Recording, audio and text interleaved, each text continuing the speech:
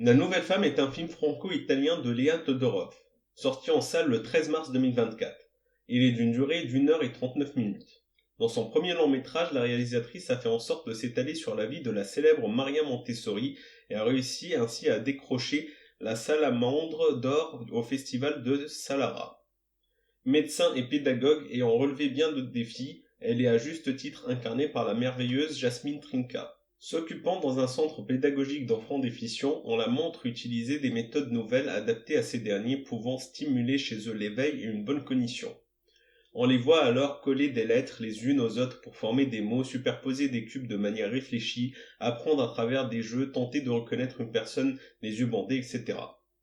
Personne n'y croyait au début jusqu'au jour où un jury composé de 2 médecins italiens en vient à examiner minutieusement les enfants et conclura qu'un enfant ayant des difficultés peut s'améliorer et certains même guérir. Maria tirera la conclusion suivante de par son expérience sur terrain. Alors que les normaux réussissent dans certaines activités par intuition, les déficients, eux, doivent être guidés en utilisant par exemple des objets pour calculer.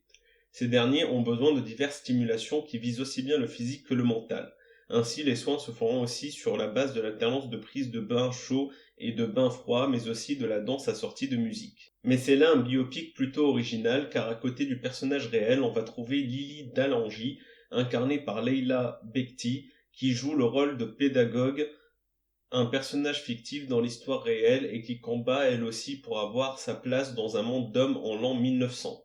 En vérité, chacune des deux femmes a un secret qu'elle cache, le secret concerne l'enfant de chacune d'elles. Lily a une fille née handicapée qu'elle ne sait ni regarder ni aimer, et c'est Maria qui va lui apprendre à le faire, elle qui a un enfant né hors mariage et qui pourtant n'ose pas le montrer à sa famille. Les deux femmes vont s'entraider et se lier par le secret honteux que chacune d'elles porte au fond d'elle. Il s'agit de l'enfant différent.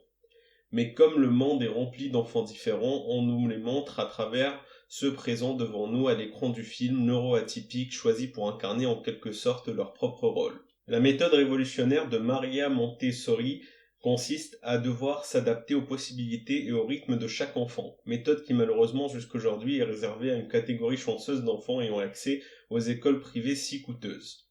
Pourtant, Léa démontre dans le film que les techniques utilisées peuvent servir dans des établissements normaux. La seule différence entre les enfants normaux et ceux présentant des déficiences, c'est que les premiers agissent par intuition dans toute activité ludique, alors que les seconds ont simplement besoin d'être guidés pour qu'ils puissent, une fois adultes, être indépendants et capables de s'adapter, c'est-à-dire d'agir intelligemment, le pouvoir d'adaptation étant l'essence même de l'intelligence. Autrement dit, les méthodes adoptées par Maria Montessori peuvent être très bien généralisées et profiter à tous les élèves.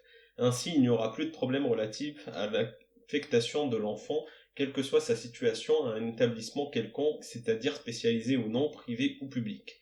La Nouvelle Femme vient de l'expression qu'utilisent les historiens pour désigner les femmes féministes instruites de l'époque où la femme est alors considérée incapable par sa famille, méprisée par ses confrères. C'est pour cela certainement que Maria, elle aussi nouvelle femme, se mettra avec le père de son fils juste le temps qu'il lui donne son nom mais refusera de l'épouser.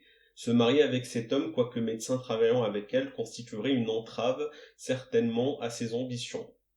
Les liens de mariage semblent donc être une aliénation à cette époque, car loin d'avoir le niveau d'instruction de Maria, qui s'est toujours battue pour l'égalité des femmes et des hommes, le personnage fictif non moins important dans le film qu'est Lily, femme libertine, puisant sa force pour respirer l'indépendance et la puissance dans un contexte tout à fait différent. En effet, il s'agit d'une célèbre courtisane parisienne, usant de ses charmes, non sans contrepartie, et profitant de la faiblesse des hommes de ce point de vue, qui quitte Paris pour Rome et se rapprochera de Maria pour soigner sa fille Tina neuroatypique.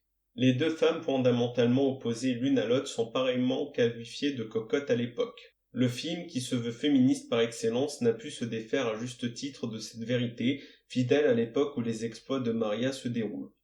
Un film fidèle à tout jusqu'aux élèves du centre pédagogique incarné qui, comme on l'a dit, par de jeunes acteurs eux-mêmes neuroatypiques qui ont su bien jouer aussi admirablement leur propre rôle.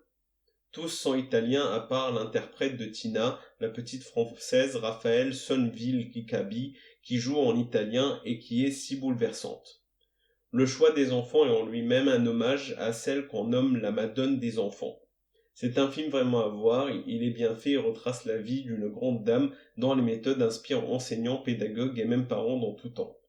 Merci d'être resté jusqu'à la fin, si la vidéo vous a plu, n'oubliez pas de mettre un like, de commenter et de vous abonner pour ne rater aucune de nos vidéos.